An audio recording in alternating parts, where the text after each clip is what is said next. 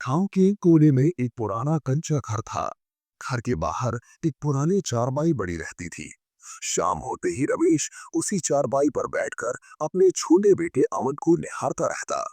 रमेश दिन भर मजदूरी करता, हाथ फट जाते, कमर टूट जाती, लेकिन जब भी वो देखता कि अमन किताब खोलकर पढ़ रहा है, तो उसका सारा दर्द हल्का पड़ जाता। उसकी आंखों में सिर्फ एक सपना था, मेरा अमन बड़ा आदमी बनेगा। एक रात की बात है, बिजली नहीं की। सीता मिट्टी के दिए की रोशनी में रोटियां सेक रही थी। अमन अपनी कॉपी खोलकर बैठा था। रमेश चुपचाप अपनी थाली खिसका रहा था। सीता ने पूछा, रोटी क्यों नहीं खा रहे? रमेश बोला, भूख नहीं है। लेकिन सच ये था कि रोटियां कब थी, और वो चाहता था कि उसका बेटा पेट भरकर खा ले। बच्चा उस समय ये त्याग नहीं समझ पाया, पर माँ बाप का बलिदान वही होता है जो दिखता नहीं, बस महसूस होता है। अगले दिन अमन स्कूल से खुश होकर दौड़ता हुआ आया। माँ, पापा, टीचर कह रहे थे कि अगर मैं मेहनत करूं तो मुझे स्कॉलरशिप मिल सकती है, मैं इंजीनियर बन सकता हूँ। रमेश ने उसका चेहरा दोनों हाथों से पकड़ लिया। आंखों में आंसू थे, मगर होठों पर मुस्कान। उसने कहा, बेटा, तू पढ़ तो इंजीनियर बनेगा, और मैं अपनी आंखों से वो दिन देखूंगा। दिन गुजरते गए।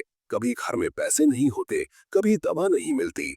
रमेश ने अपने घुटनों के दर्द की दवा तक लेना छोड़ दिया, लेकिन अमन की फीस हमेशा समय पर भरी। सीता ने अपने गहने तक गिरवी रख दिए, मगर बेटे को कभी ये बात याद आई। इम्तिहान का दिन आया। अमन रोकर बोला, माँ, पापा, अगर मैं फेल हो गया तो?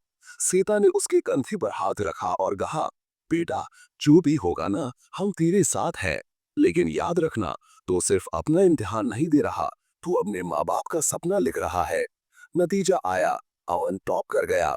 उसके नाम की स्कॉलरशिप पूरे गांव में चर्चा का विषय बन गई।